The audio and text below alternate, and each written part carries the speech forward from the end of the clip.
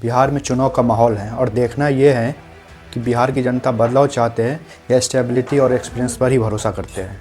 फिलहाल बिहार की पॉलिटिक्स में अजीब सिचुएशन बनी हुई है और अलायंस अपनी स्ट्रेटजी ट्विक कर रही है और वोटर कन्फ्यूज्ड बिल्कुल नहीं है, इस बार अलर्ट है।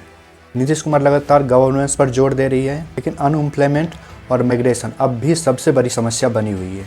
दूसरी तरफ आरजेडी अपनी सोशल बेस को कंसोलिडेट कर रही है और प्रशांत किशोर शिक्षा और रोजगार की मांग को मजबूत कर रहे हैं। तो संकल्प लीजिए, अगली बार वोट किसी नेता के लिए नहीं, किसी दल के लिए नहीं, प्रशांत किशोर लालू नीतीश मोदी के लिए नहीं, अगली बार वोट बिहार के बच्चों के लिए, अपने बच्चों के शिक्षा और रोजगार के लिए देना है। बिहार से पलायन खत्म करना है। तो 2025 में बिहार का वोटर किस बेस पे वोट करेंगे?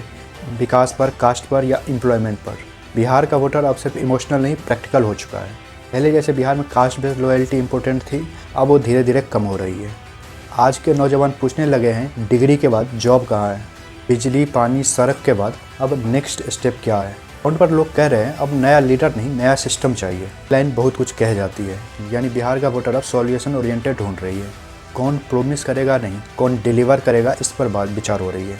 इस बार लोग कह रहे हैं वोट किसी पार्टी को नहीं, कौन विकास करेगा उस पर वोट होगी।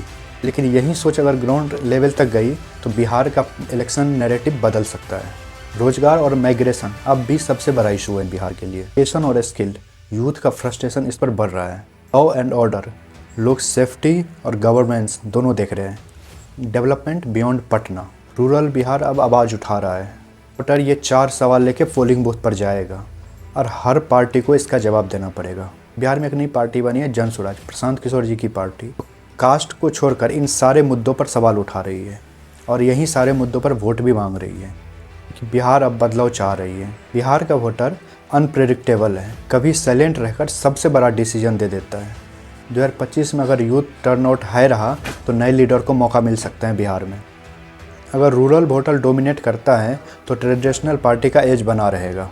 आपका क्या कहना है? क्या बिहार के वोटर 2025 में बदलाव चाहेगा या फिर पुरानी सियासत पर ही भरोसा करेगा?